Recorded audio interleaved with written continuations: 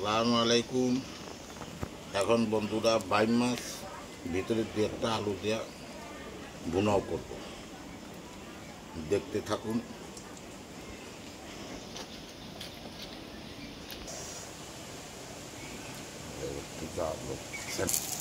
আদা বাটা, রসুন বাটা এবং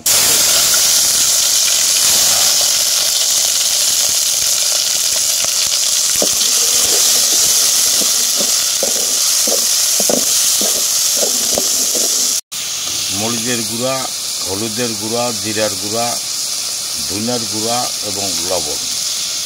এখন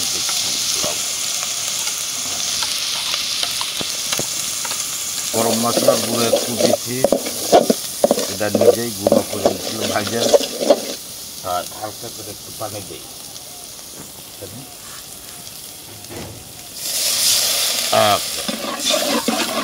হালকা করে একটু পানি দিলাম। এখন একটু ঢেকে দিই।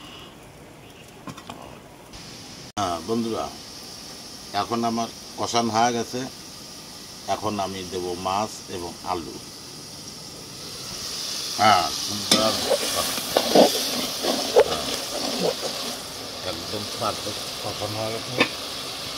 এখন আমি দিচ্ছি আলু এবং বাইম মাছ। যদিও বাইম মাছ একটু ছোট ছোট, এখন মাছের দিন, বর্ষাকাল, গ্রাম অঞ্চলে তেমন একটা বড় বাইম পাওয়া যায় না। একটু ঢেকে দিই, কষাতে একটু সময় লাগে।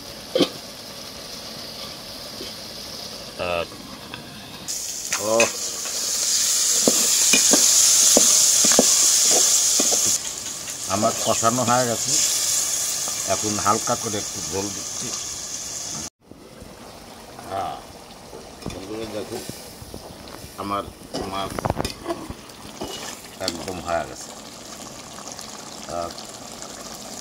এখন আমি নামাহালা দেব।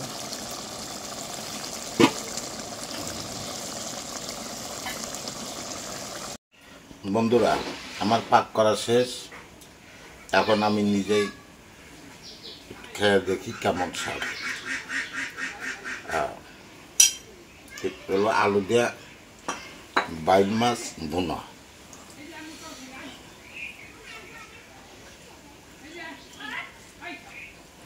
বিসমিল্লাহ।